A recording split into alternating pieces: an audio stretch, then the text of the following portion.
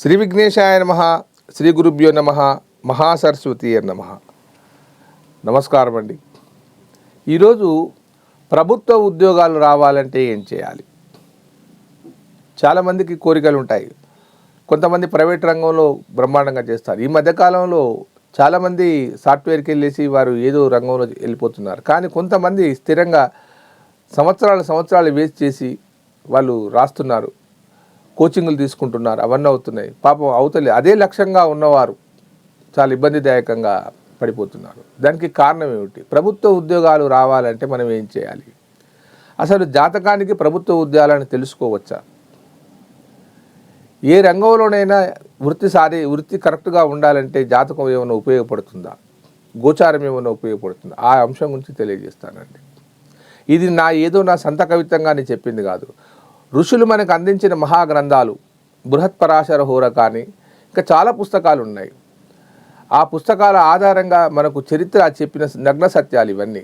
వందల సంవత్సరాల నుంచి దీన్ని విశ్వసించి లబ్ధి చెందిన వారు ఉన్నారు, వేల మంది. ఏ ఒక్క వ్యాపార సంస్థ పెట్టాలనుకున్నా కానీ, ఏ ఒక్క ఆర్థిక విషయాన్ని సరిచేసుకోవాలనుకున్నా కానీ, ఏదొక ఉద్యోగం రావాలనుకున్నా కానీ మంచి ముహూర్తాలు, మంచి టైంలు, జాతకాలు వాటి యొక్క స్థితిగతులను బట్టే కలుగుతాయి మనిషికి. ఊరికేనే జరగవు అవి.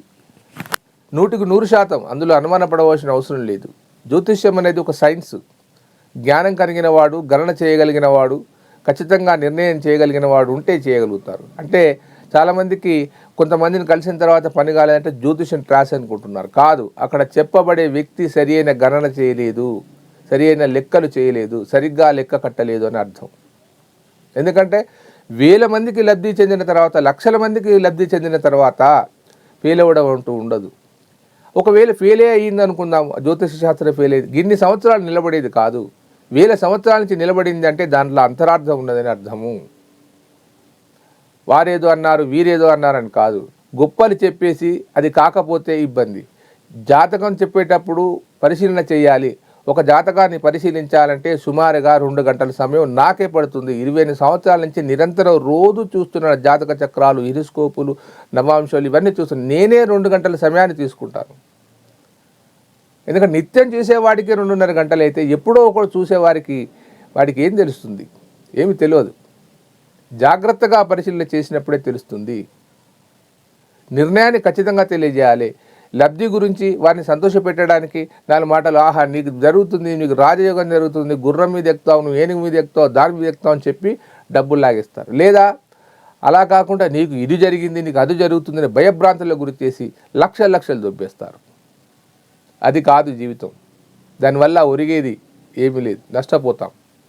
అలా చేసి భ్రష్టు పట్టించారు జ్యోతిష్యాన్ని. జ్యోతిష్యానికి లక్షల రూపాయలు ఖర్చు పెట్టవలసిన అవసరం లేదు. పెద్ద హోమాలు చేయవలసిన, క్రతువులు చేయవలసిన అవసరం లేదు. ఏ గ్రహమైతే సరిగా ఉండదో ఆ గ్రహాన్ని ఆరాధిస్తే సరిపోతుంది. ఏదైతే మనకు కావాలో ఆ భగవంతుని మనస్ఫూర్తిగా ఆరాధిస్తే సరిపోతుంది. ఎక్కువగా అయితే ఒక యంత్ర సహితంగా. బాగా డబ్బులు ఉన్నాయి అనుకుంటే సరే, మీకు చేయడం చేత కాదు అని అనుకున్నప్పుడు వేద పండితులను పిలిపించి చేయవలసిన అవసరం ఉంటుంది. నేను ఈ వేదాలు చేసే, ఈ హోమాలు చేసే వాళ్ళని తప్పు పట్టట్లేదు. ఆ చేసేవాళ్ళు సరిగ్గా ఉన్నారా గమనించాలి. రంగుల బట్టలు వేసుకొని రుద్రాక్షమాలలు వేసుకున్నంత మాత్రాన అతనికి వేదం వచ్చింది, కరెక్ట్గా చేస్తున్నాడని కాదు. ఉండవచ్చు, మంచిగా చేసేవాళ్ళు ఉండవచ్చు, మీకు సహాయాన్ని అందించవచ్చు. దానికి అందరికీ ఆ స్థితిగతులు ఉండవు కదా. ప్రతి ఒక్క వ్యక్తికి ఒక 50,000 60,000 పెట్టి 10,000 పెట్టి హోమం చేసే స్థితిలో ఉండరు కదా. జ్యోతిష్యుడు వారికి సరైన విధానాన్ని చెప్పాలి, సరైన మార్గాన్ని చెప్పాలి. ఎవరి జాతకంలోనైనా కానీ రవి ఉచ్చస్థానంలో ఉంటే, లేదా తన సక్షేత్రంలో ఉంటే, లేదా తన మిత్రక్షేత్రంలో ఉంటే ప్రభుత్వ ఉద్యోగాలు వస్తాయి. దాంతోపాటు 10వ ఇంట రవి ఉన్న, 10వ ఇంట శని భగవానుడు ఉన్న ఉద్యోగాలు వస్తాయి. ప్రభుత్వ ఉద్యోగాలు రాకున్నా రాజకీయ రంగంలో ప్రభుత్వానికి దగ్గరగా సలహాదారుగా ఉంటారు. మనకు 12 భావాలు ఉంటాయి.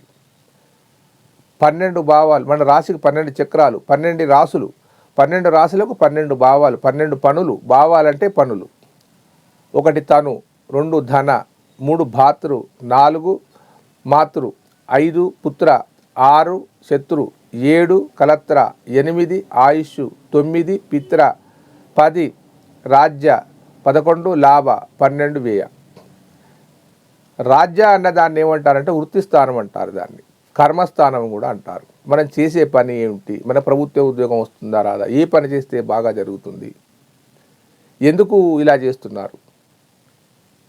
కాబట్టి రవితో గవర్నమెంట్ ఉద్యోగము, శనితో గవర్నమెంట్ ఉద్యోగం అనేది ముడిపడి ఉంది.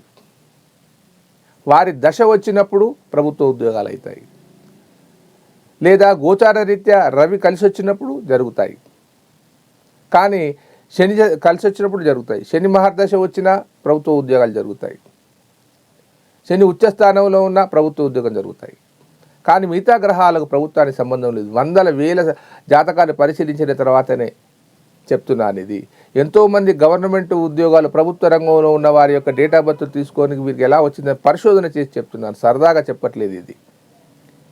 మరి ప్రభుత్వ రంగం ఉద్యోగం రావాలి, మరి నాకు ఉందా లేదా, ఒకవేళ లేకపోతే నేనేం చేయాలి? సూర్యారాధన చేయాలి ఖచ్చితంగా. సూర్యుని ఆరాధిస్తే ప్రభుత్వ ఉద్యోగాలు వస్తాయి, శని భగవాన్ని ఆరాధిస్తే ప్రభుత్వ ఉద్యోగాలు వస్తాయి. ఈ 2 గ్రహాలకు ఆధారపడి ఉంటుంది. తర్వాత 1, 5, 9 స్థానాలు, లగ్నం నుంచి 1, 5, 9 స్థానాలను కోణస్థానాలు అంటారు. ఆ కోణస్థానాలలో రవి ఉన్నా కానీ ప్రభుత్వ ఉద్యోగాలు వస్తాయి.